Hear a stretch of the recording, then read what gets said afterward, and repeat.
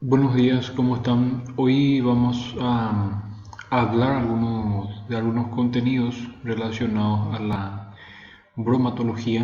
Entonces vamos a hablar del agua, sus propiedades, estructura, la interacción con componentes alimentarios, la actividad acuosa, hidratos de carbono, lípidos, proteínas y la distribución y rol en alimentos. También sus estructuras y microcomponentes. Los objetivos que tenemos son definir qué es el agua, comprender la importancia del agua en los alimentos y estudiar la interacción del agua con los diferentes componentes alimentarios. Analizar cómo afecta el agua a la conservación de los alimentos. Entonces, tenemos acá, se observa una estructura, el agua está compuesta por oxígeno y dos átomos de hidrógeno, existe un ángulo de 104,5 grados y la distancia entre el oxígeno y el hidrógeno está perfectamente conocida, es de 0,96 angstroms. Se dice que el agua es una molécula polar porque tiene un polo positivo y un polo negativo. Entonces el polo más positivo lo constituyen estos extremos que contienen hidrógeno y el oxígeno más electronegativo entonces constituye la carga negativa del agua. Por ende se dice que el agua es una molécula polar. El agua no sufre cambios durante su utilización biológica y algunos piensan que la vida en el planeta se originó precisamente gracias a la presencia de agua. Entonces, unos componentes de los alimentos son las proteínas, las enzimas, los ácidos nucleicos y sus componentes son los aminoácidos, principalmente de las proteínas. Estos aminoácidos individuales se unen entre sí para formar este pequeño polipéptido o esta pequeña proteína que ustedes pueden observar aquí. Entonces, a ese proceso de transformación de aminoácidos a proteína, entonces se conoce como biosíntesis. Se vuelven activas cuando adquieren sus componentes estructuras secundarias, terciarias, gracias a la interacción que establecen con el agua. Algunos sistemas de conservación se basan en la deshidratación o en la reducción del agua disponible en los alimentos. Entonces, tenemos dos conceptos en cuanto a la reducción del contenido de agua o reducción del contenido acuoso de los alimentos para la conservación de alimentos. Tenemos el secado y también la deshidratación. Algunos autores hablan que se trata de un secado de alimentos cuando se reduce el contenido de agua hasta un 60% y otros hablan de deshidratación cuando se reduce el agua por debajo de 5 a 3%. Entonces, de esa manera se van definiendo lo que es la reducción del contenido acuoso para preservación de alimentos, o sea, la eliminación de agua de los alimentos, y tenemos el secado y la hidratación, la deshidratación. Es un factor determinante, la deshidratación, en la inhibición o propagación de diferentes reacciones y que puede aumentar o disminuir la calidad nutritiva. De esa manera, las proteínas tienen una estructura primaria que consiste en la unión de aminoácidos entre sí y una estructura secundaria que es este plegamiento en forma de hélice que se puede observar acá, se denomina estructura secundaria, y esta es la estructura terciaria, y la asociación con otras moléculas proteicas se trata de la estructura cuaternaria de las proteínas. Estas estructuras se pueden alterar, se pueden destruir por la acción del pH, la fuerza iónica, la aplicación de temperatura, y eso puede hacer que las características de los alimentos vayan cambiando, vayan variando. El organismo puede perder agua por el sudor, la orina, la respiración y las heces.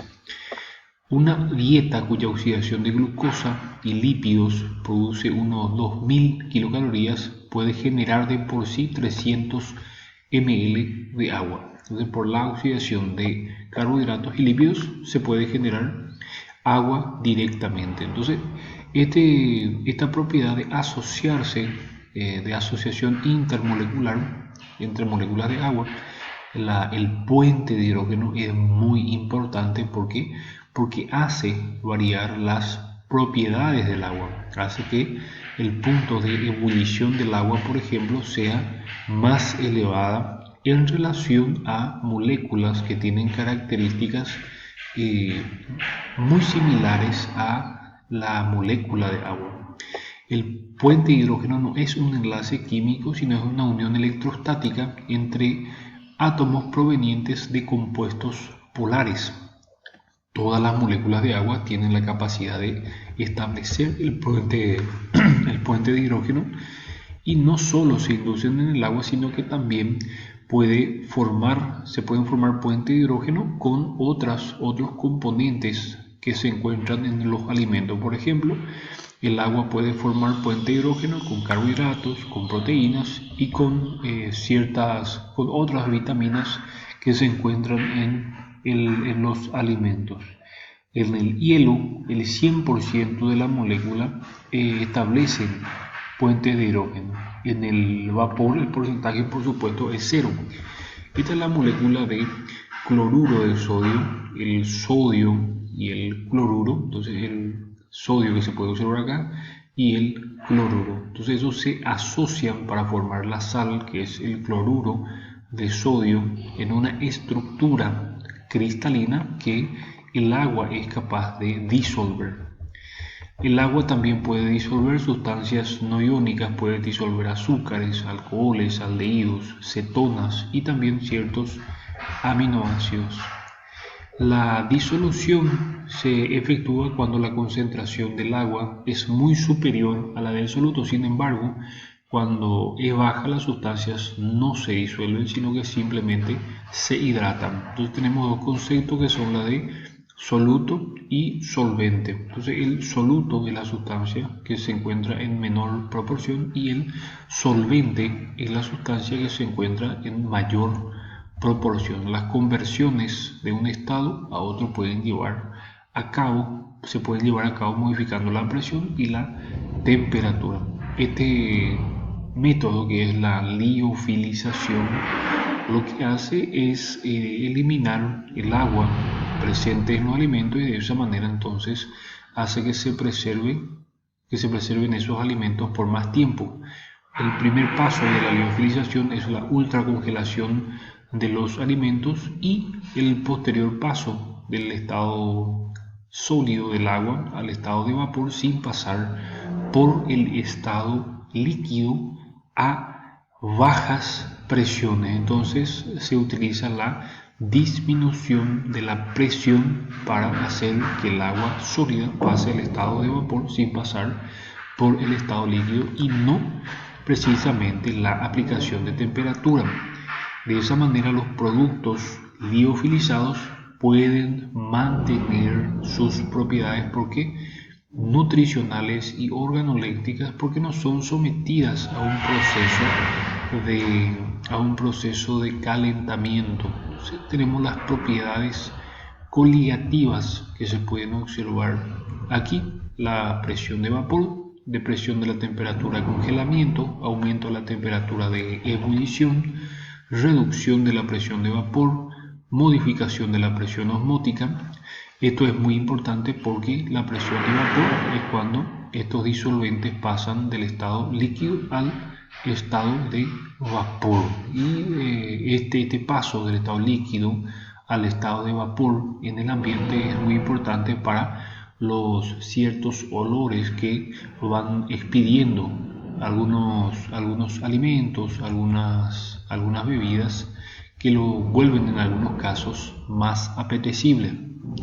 En términos generales, un molde, una sustancia, puede disuelta en 100 gramos de agua produce una reducción de 1,86 grados centígrados en la temperatura de congelamiento y un incremento de 0,4 grados centígrados en la ebullición. El aumento de la temperatura a la que normalmente un líquido hierve es proporcional a la concentración de soluto añadido e inversamente proporcional al peso molecular del mismo. Entonces las propiedades coligativas se deben a cada tipo de soluto. Al interferir en los puentes de hidrógeno irrumpe y altera la estructura tridimensional del agua. Entonces, de esa manera los ámbitos de aplicación de las directrices en cuanto al etiquetado nutricional se entiende por toda descripción destinada a informar al consumidor sobre las propiedades nutricionales de un alimento. Para inscribir un alimento para consumo animal en la SENACSA se deben presentar estos datos: nombre comercial del producto, marca, clasificación, establecimiento solicitante. Esto es exigido por la SENACSA en el Paraguay. El establecimiento elaborador, nombre, domicilio, habilitación oficial, establecimiento del importador y los nombres: responsable técnico, profesión, matrícula, establecimiento fraccionador. Todos estos datos se deben incluir en el caso de que se quiera solicitar la matrícula de un alimento destinado a consumo animal. De esa manera entonces tenemos todos estos de minerales, valor energético, concentración de vitaminas, concentración de minerales, macroelementos. Estos son datos necesarios para poder registrar los alimentos que van a ser comercializados para consumo animal: concentración de aminoácidos, concentración de aditivos, colorantes, pigmentos. Se debe utilizar el producto alimento y de referencia indicando en qué proporción en qué proporción se encuentran los componentes en los alimentos, el almacenamiento y el tiempo que se considera que permanece inalterable.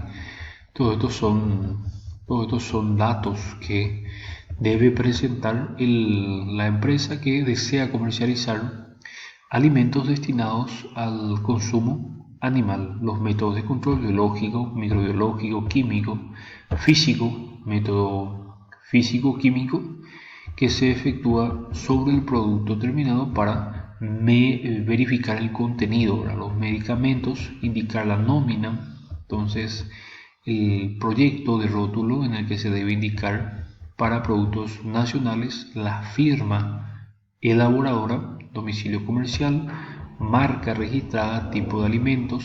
Todos estos datos entonces se deben ir presentando en la SENACSA y al final debe ir la firma y aclaración del director técnico y del apoderado del establecimiento, también su firma y su aclaración. Esto se puede descargar, este documento de la SENACSA, de la página web, de esta dirección que les voy a dejar más abajo en el video.